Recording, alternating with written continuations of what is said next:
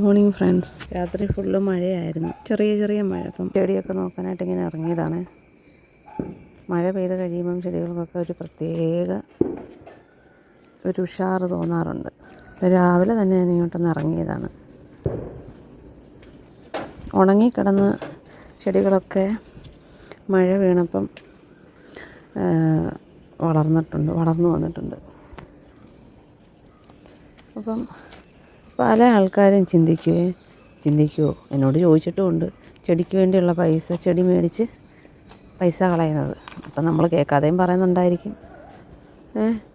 അപ്പോൾ എനിക്ക് തോന്നുന്നത്, ഞാൻ ഈ ചെടി മേടിച്ച് വെച്ച് ഇതൊക്കെ കാണുമ്പോൾ എനിക്കുണ്ടാകുന്ന സന്തോഷം മറ്റൊന്നിലും കിട്ടത്തില്ല. എനിക്കിങ്ങനെ ഒന്ന് സംസാരിക്കാനും ഇതൊക്കെ കണ്ടൊന്ന് സന്തോഷിക്കാനും ചിരിക്കാനുമുള്ള ഒരു ഇതാണ് ഈ ചെടികളെന്ന് പറയുന്നത് കേട്ടോ.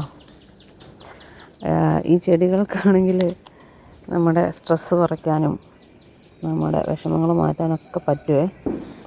അപ്പം അതുകൊണ്ടാണ് ഞാനിങ്ങനെ ചെടികളെ ഇഷ്ടപ്പെടുന്നത്.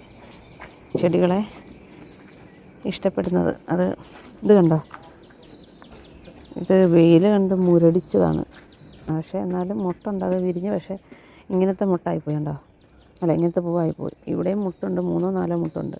മനുഷ്യരുടെ റോളെന്ന് പറയുന്നത് സ്ട്രെസ്സ് നമുക്ക് കൂട്ടിത്തരിക എന്നുള്ളതാണ്. അതിനെക്കാട്ടും നല്ലതെന്തും ഈ ചെടിയെ സ്നേഹിക്കുന്നതല്ലേ. അപ്പോൾ ഞാൻ പറഞ്ഞത്, നമ്മുടെ സ്ട്രെസ്സ് കുറയ്ക്കാൻ ഏറ്റവും നല്ല ഒരു മാർഗ്ഗമാണ് ഈ ചെടികളും പൂക്കളും കൃഷി, ഇങ്ങനെയൊക്കെയുള്ള കാര്യങ്ങൾ, പ്രകൃതി എന്ന് പറയുന്ന കാര്യങ്ങൾ കേട്ടോ. ഞാൻ സംസാരിക്കുന്നതൊക്കെ ഈ ചെടികളോടാട്ടോ. രാവിലെയും വൈകിട്ടും എനിക്ക് സംസാരിക്കാനുള്ള ഒരു കുറച്ച് ആൾക്കാരാണിവർ. എനിക്കതിനകത്ത് പൈസ നഷ്ടമൊന്നും തോന്നിയിട്ടില്ല. മനസ്സിന് സന്തോഷം തരുന്നതായതുകൊണ്ട് തന്നെ എനിക്കത് നഷ്ടമായിട്ടല്ല, ലാഭമായിട്ടാണ് തോന്നിയത് കേട്ടോ.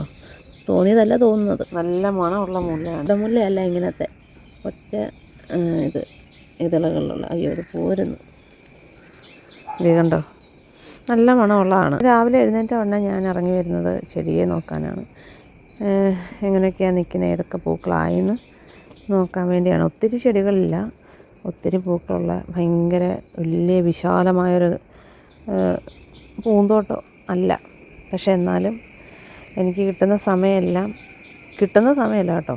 എന്ത് ജോലി ബാക്കി കിടന്നെന്ന് പറഞ്ഞാലും, ചിലപ്പം പാത്രം കഴുകാനൊക്കെ ബാക്കി കാണും, എന്നാലും ഞാൻ ഇങ്ങോട്ട് ഇറങ്ങി വരും.